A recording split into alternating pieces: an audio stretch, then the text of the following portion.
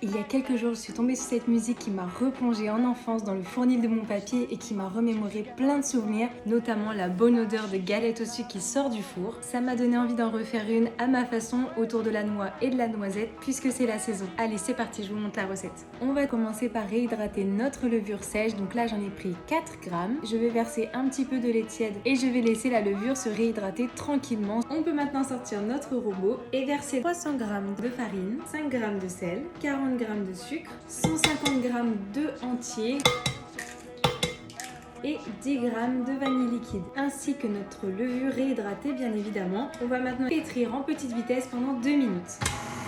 On va augmenter la vitesse et partir pour 10 minutes de pétrissage.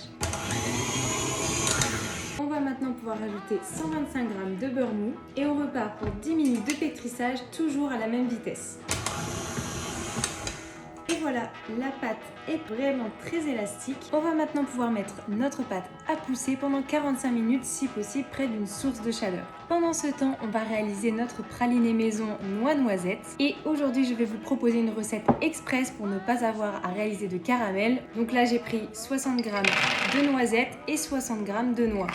Et on va donc les faire torréfier pendant 15 minutes à 160 degrés. On va les passer dans notre hachoir et on va rajouter 125 g de sucre glace. Il n'y a plus qu'à mixer. Et au bout de 10 minutes de mixage, on obtient une belle pâte de praliné. On peut d'ores et déjà mettre le praliné dans une poche à douille. Maintenant que la phase de pousse est terminée, on va pouvoir la dégazer en lui mettant des coups de poing. Et cette fois-ci, on va la placer 1h30 au frigo pour qu'elle fige un petit peu. On va maintenant pouvoir récupérer notre pâte. On va évidemment fleurir un peu le plan de travail. Et on va l'étaler jusqu'à obtenir un diamètre de 25 cm.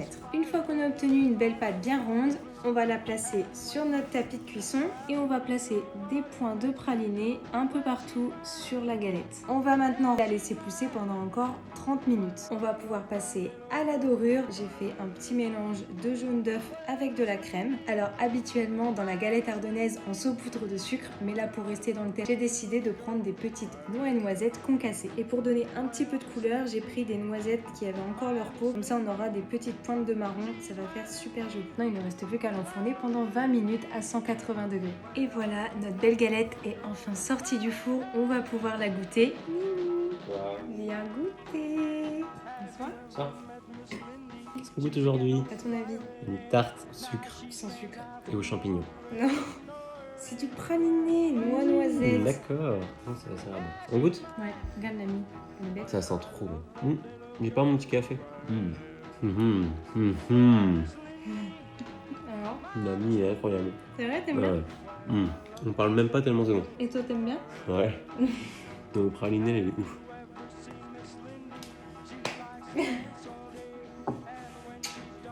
Bien joué.